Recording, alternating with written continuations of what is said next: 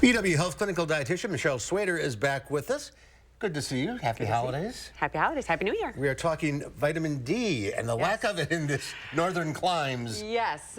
Vitamin D is a tricky one because we really get the majority of it as the UVB rays hit our skin and we turn what's called pre-vitamin D into vitamin D, which is what we use.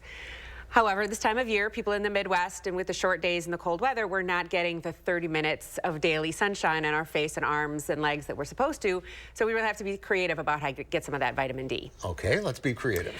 Well, the weird thing is there's not a lot of food that has it. So some of the seafood, salmon, swordfish, sardines, then you get into things like liver, cod liver oil, not classic favorites. No, not. So there are starting to be more people that are incorporating eggs back into their diet. Eggs can also be supplemented with vitamin D.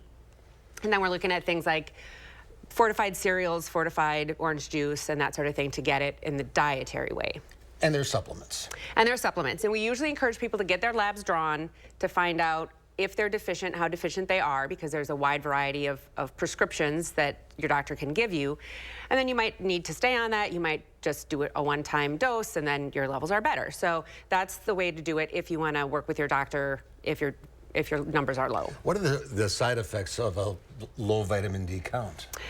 Well, you can get a lot of different problems because no nutrient acts alone. So if you're looking at, obviously, vitamin D with calcium, a lot of bone and teeth kinds of issues, but we're also looking at more research. It's a very popular area of research for risk prevention for heart disease or multiple sclerosis or deficiency of other nutrients or depression. So it's just really important to have a wide variety of these. And classically, you know, rickets and bone issues are your typical deficiency with vitamin D. But we don't need to go over supplement either if you are not low. Can you go too high? It's pretty hard to go too high, and there's actually some talk about actually raising our recommended allowances because we think that maybe people need even more than we're recommending right now, but we don't have enough evidence to really advertise that, you know, widely. We're still using the same kind of guidelines we always have. But it's become a nutrient of concern, so it's been added to the food label several years ago. If you look down at the bottom, you'll see vitamin D listed. Is there an artificial way to get this? Are there sunlights? Right.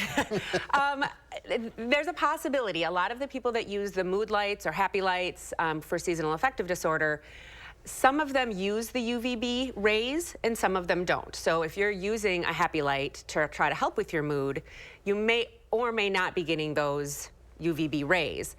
The other thing to remember is that if you're sitting in a sunny window or you're driving for work, those UVB rays can't get through the glass. So it really is not getting you the exposure. You really have to be outside or have a light that has the UVB rays. How about over-the-counter supplements? Are they effective? As long as you choose a reputable company, there's a variety of dosages. So choose something that's familiar to you, a company that's well known. Again, there's lots of varied amounts and how many you should take. So again, you should talk to your doctor to find out what your labs are. Yeah, that's the first step. But chances are you're going to be deficient. Yeah, Midwest folks, you know, are pretty commonly deficient. Yeah, so it's always good to get those routine labs tested, and then you know. Okay, or maybe a trip down south. That would always be nice. Michelle, great to see you again. Happy New Year. Happy New Year. We'll see you soon. Yes.